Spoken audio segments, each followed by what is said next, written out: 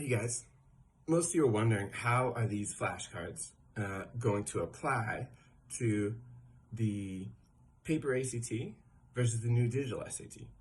And I'll walk you through it right here. Overall, the grammar on the new digital SAT is still the same concepts that have been tested on the paper SAT and paper ACT in the past.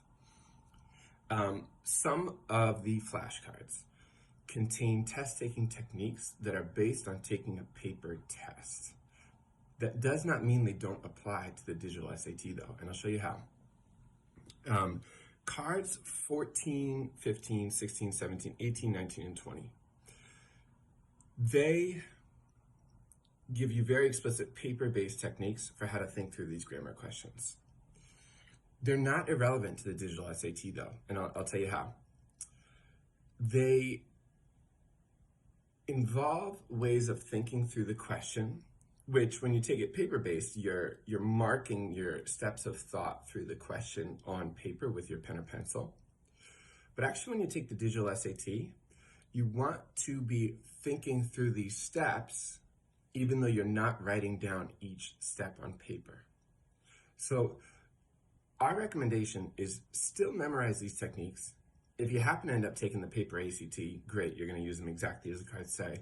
But if you end up taking the digital SAT, you still want to think about the questions in the exact way that these flashcards are showing you, cards 14 through 20.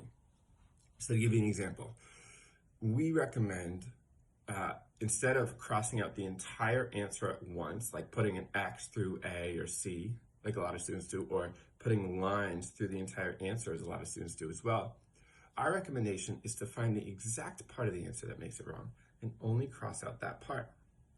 Now, if you're taking the digital SAT, you're not crossing stuff out on paper with a pen or pencil. So what you want to do instead is the way you look at the answers, you still want to be hunting for the precise part of the answer that makes it wrong.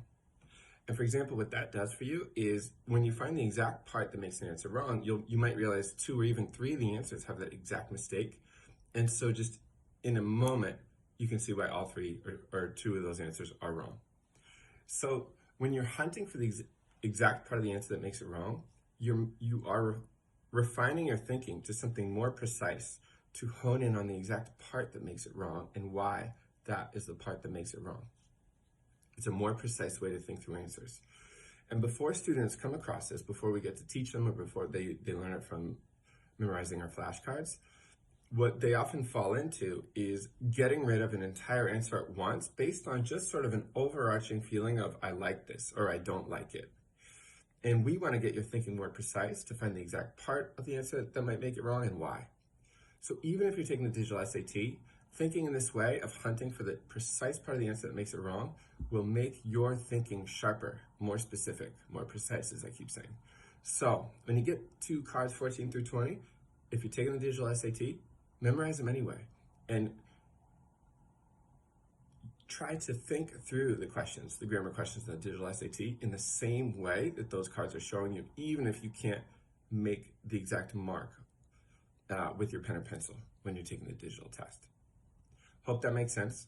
And one last thing I'll share is that cards 76, 79, and 80 address specific types of rhetoric questions, which are about how the writer writes a story.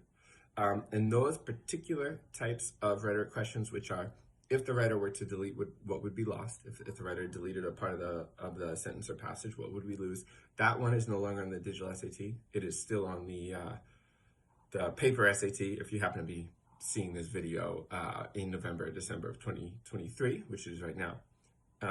But soon the paper test of the SAT will be gone, and those questions won't be on the SAT anymore. It'll still be on the ACT. So that's if the writer were to delete questions. That's card 76 in our flashcard box. And then cards 79 and 80 are about sentence and paragraph placement questions, like where should we move this sentence or paragraph so that it flows most logically in the story. Those are not on the digital SAT either, but they are still on the ACT. So, a couple types of rhetoric questions if the writer were to delete, and then sentence and paragraph placement questions. Those will not be on the digital SAT, so you can discard those. Those are cards 76, 79, and 80 in the box. But all the other cards contain content. that is on the digital SAT. So this box of flashcards totally covers the grammar on the digital SAT in terms of content, and even those paper-based techniques on cards 14 through 20. While you will not be able to use your pen or pencil in the way we talk about on the digital SAT, the ways that they are showing you to think through the questions on the digital SAT grammar questions are still absolutely applicable. So keep your eye out for how to think through the questions in the exact ways that cards 14 through 20 show you for the digital SAT, and then just know that cards 76, 79, and 80 reference very specific rhetoric question types that are no longer on the digital SAT, but they are on the ACT. Hope that makes sense. And overall, the content covered in this box of flashcards is all of the material that will be on the digital SAT grammar questions. Hope that makes sense, and let us know any questions, and hope this helps. Thanks.